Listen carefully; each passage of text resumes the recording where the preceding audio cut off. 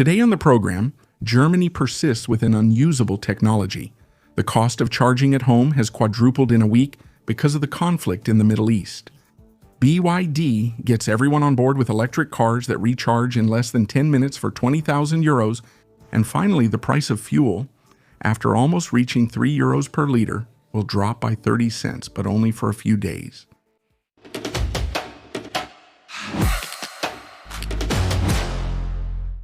The Germans, you have to admit, are quite persistent.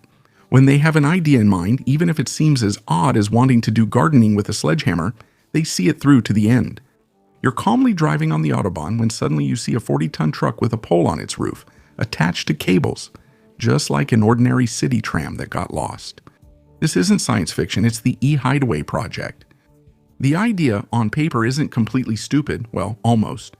Instead of equipping an electric truck with a battery that weighs as much as a small elephant, you give it a more modest battery, just enough to move between two catenaries, those suspended electric wires. Engineers from the University of Aachen, in collaboration with Van Dorn's Automobile Fabrik, even drove 2 of these vehicles for more than 10,000 kilometers. And apparently, it works. The switch from the pole to the battery is smooth. As for the carriers, they see an advantage. Less battery means less empty weight, so there's more room for cargo. That's what you pay for in transport, after all. So, for this system to work, you need cables everywhere. Thousands of kilometers of cables that ruin the landscape at an absolutely astronomical cost of several million euros per kilometer. It's like deciding to pave all the roads with caviar to solve world hunger. And then there's the most obvious, the most monumental problem. What happens when the truck arrives at the French border, for example? Well, its nice pole is useless and its battery isn't enough to do anything. So yes, researchers are convinced that their solution has a role to play in solving a problem. That's their job to be convinced, after all. But let's be serious for a minute. This experiment, as fascinating as it may be from a technical standpoint, looks more like an engineering challenge than a real solution that could be considered in the near future. Then, there's a category of people you can deeply admire. These are people who are absolutely convinced they're smarter than everyone else. The kind of people who, to go faster, take a shortcut, who cross a minefield. In France, a few thousand of these geniuses had a brilliant idea. They signed up for a dynamic electricity pricing contract. It sounds modern. The principle is that the price of your electricity changes all the time, depending on the market. At first, it was great. You could charge your electric car for 9 cents per kilowatt hour. You felt like the king of the world, looking at others at the gas station with a little smirk. And then, as always, things went wrong. On the other side of the world, in Iran, people decided to settle their differences by using very loud and very explosive objects. A small stretch of sea, the Strait of Hormuz, ended up blocked. The problem is that ships filled with gas pass through there. And now you're asking, but what's the connection? That's where European bureaucracy works its magic. Believe it or not, in their infinite wisdom, our leaders decided that the price of electricity, even the one made from wind or atoms, should be tied to the price of gas. It's an unyielding logic. It's like if the price of your pint of beer depended on the price of couscous. The party is over. On Sunday, the kilowatt hour at the dynamic rate averaged 26 cents, which is an increase of 10 cents. The price even went up to 38 cents. That's almost the price you pay at a highway charging station. Even nighttime has become a trap. A recharge that cost you 3 euros on average 2 weeks ago now costs you almost 10.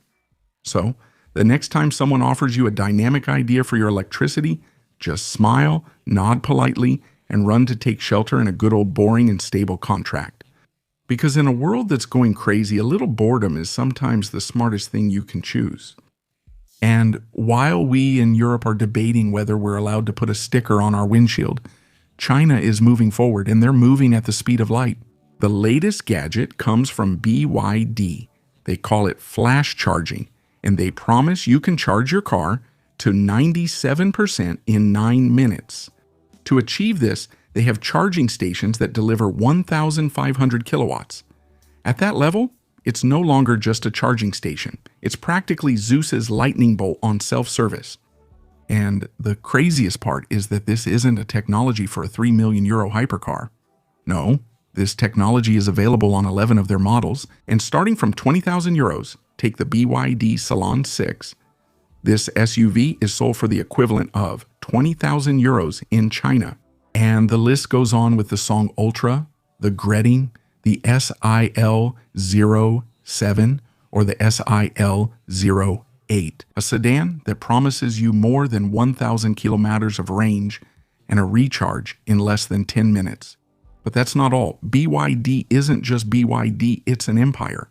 They have other brands, Feng Bao for big 4x4, S Denza for gadgets, and Yangguang for ultra luxury. And all these cars can charge in 9 minutes, all of them.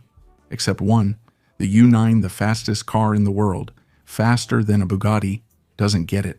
The fastest car in the world and yet the slowest to recharge. So the question you're all asking is it coming here? The answer is yes. The Denza Z9 Gran Turismo, a rather elegant shooting brake, will arrive in Europe with this technology. The only doubt is whether we'll get the 1,500 kilowatt charging stations, or if we'll have to settle for the 1,000 kilowatt version. And finally, in a small French village, a charming place called Val, the local gas station decided that the rules of physics and economics no longer applied. They posted the price of diesel at 2.97 euros per liter, almost 3 euros for a liter. At that price, you'd expect the carbon fuel to be delivered by men in suits carrying briefcases. But no, so why this madness? Well, as usual, some very important people are arguing far away. In the Middle East, the price of a barrel of oil, which was steadily at $72, has climbed to $92. And then, the refiners, our friends at Total and Esso, saw the signal. They didn't wait. The rise in crude oil had barely been announced before the prices at the pump shot up like a rocket. That's where our unexpected savior comes in. A man who is neither a race car driver, nor an engineer, nor even a politician, but a seller of yogurt and toilet paper. Michel-Edouard Leclerc, the big boss of supermarkets. He showed up looking serious, telling us he didn't understand such a rapid increase. And like a superhero of consumerism, he put pressure on the suppliers. As a result, he promises us a 30-cent drop. The government, on the other hand, had another brilliant idea. They decided to tap into our strategic reserves, so we're going to use 400 million barrels from that reserve. It's the biggest withdrawal ever made from it. But don't get too excited just yet, because our friend Leclerc, after putting on his savior's cape, added one small detail. This drop will only last a few days. As long as the chaos continues far away, prices will keep going up and down, hovering around 2.10 euros per liter. By the way, let me know in the comments, what price have you seen for fuel at the pump lately? And before finishing this video, if you're a young driver, you're probably paying way too much for your insurance, and that's not just a feeling. A young license holder pays an average of 1,118 euros per year, which is almost double what an experienced driver pays. Simply because, for insurers, young driver means risky driver. In fact, they are responsible for 61% of the accidents they are involved in. As a result, insurance prices are skyrocketing, even for those who have never had an accident. And yet there are ways to bring the bill down, especially by comparing all the available offers. And that's exactly why we wanted to simplify this whole process. With our 100% free car insurance comparison tool in just 2 minutes, you get the best offers for young drivers. No commitment, and often with savings that exceed 30 to 40 euros per month. That means more than 450 euros saved per year. So, if you are a young driver or if someone around you is, try it now. It's free, fast, and if you find a better offer, you win.